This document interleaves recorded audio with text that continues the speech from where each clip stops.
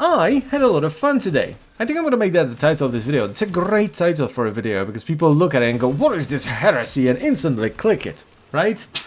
But a load of bollocks. But yeah, I genuinely had a lot of fun today because I finally decided to check out the derelict ships that have been sort of jumping from planet to planet, and whenever they're next to a planet, they will spawn invasion missions on that planet. And if you then finish the invasion missions on that planet, you get a key that then unlocks a mission on one of these derelict ships. Now, this didn't sound too exciting to me at first, because I was like, why would I want to do 3 invasion missions to get a key if I can just build a derelict key in the foundry? But I was like, you know what, let's just do one of them and see if it's any good. So I started doing the invasion missions, and as I was doing them, some of the new zealots popped out, so I got some extra standing, which was pretty great, because even though I'm rank 30, you know, I can still get some extra ranks, so I get some creds, and I can buy some cosmetics or whatever. So I was like, you know what, this is actually pretty great. So I finished the 3rd invasion mission, and as I loaded it out, I got the message with the key, and I was able to do the first derelict ship. And you know what? It's just like a normal derelict mission. It just has 2 new enemies,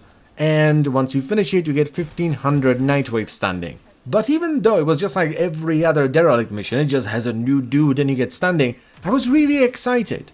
And I immediately wanted to do another one when I finished it. And that's exactly what I did. I jumped straight back into the invasion missions, I got some more zealots, so I got some extra standing, I got another key, I did another run, and it was really fun. This is a perfect example of why earning something is really important, because there is nothing stopping me from building 1,000 derelict exterminate keys. Right? I have the resources, so I'll just sit at the foundry for a little bit and I'll just print out keys every minute. But if I then were to go and run these derelict exterminate missions, for which I had just built 1,000 keys for, I'm gonna go there and be like, well, whatever, it's just another derelict exterminate. Whereas this is yet another derelict exterminate that I had to do 3 invasion missions for, which means I had earned it, which means it's a reward, and I like rewards. Rewards are good. It's, I don't know, probably like a textbook example of how to make something that's not that interesting and exciting by making people work for it rather than giving it to them, kind of thing. And I just don't know the word for it. But to be honest, I just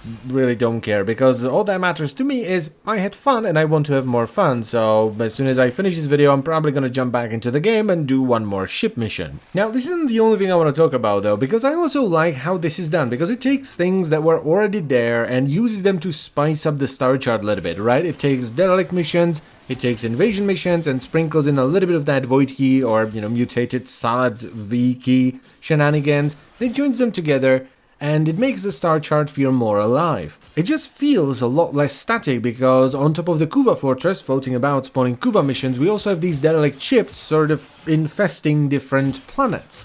But the thing is, we already had this before. Right? Because if you do enough infested invasions, you are eventually going to get a mutated Salad V key and you get that mission as a reward. Or fissure missions, right? They're kind of similar, they spawn all over the star chart as well, but it doesn't feel the same. And the reason for that is with these invasion missions and the derelict missions, you see a ship. There's a ship right there and you can do something about it. Same with the Kuva fortress. You see the Kuva fortress floating about, causing havoc and spawning Kuva missions everywhere. But with fissures and, you know, normal invasion missions, you don't. They just have a different icon on the solar map. And it's not like you go by that anyway, right? You don't sit down at navigation and be all like, oh boy, I wonder if there's a fissure mission on Neptune. Clicks on Neptune. Oh, there isn't. Hell's blazes. Nobody does that. You just go to navigation, you click the fissure icon, it opens a menu and off you go. But the thing about that is menus are boring. They don't make you feel anything because they're just menus, right? This is why the derelict ships and Kuva Fortress as well are so much better, because you go to navigation and you see the ship infesting the planet. You see the Kuva Fortress floating about, minding its own damn business and inflicting pain upon everyone within its radius, and you're just like, oh my god, there it is. You know what I'm gonna do? I'm gonna punch it in the face. And that's way more exciting than opening a menu with fissure missions and being like, my god, this exterminate mission is gonna be here for the next 40 minutes?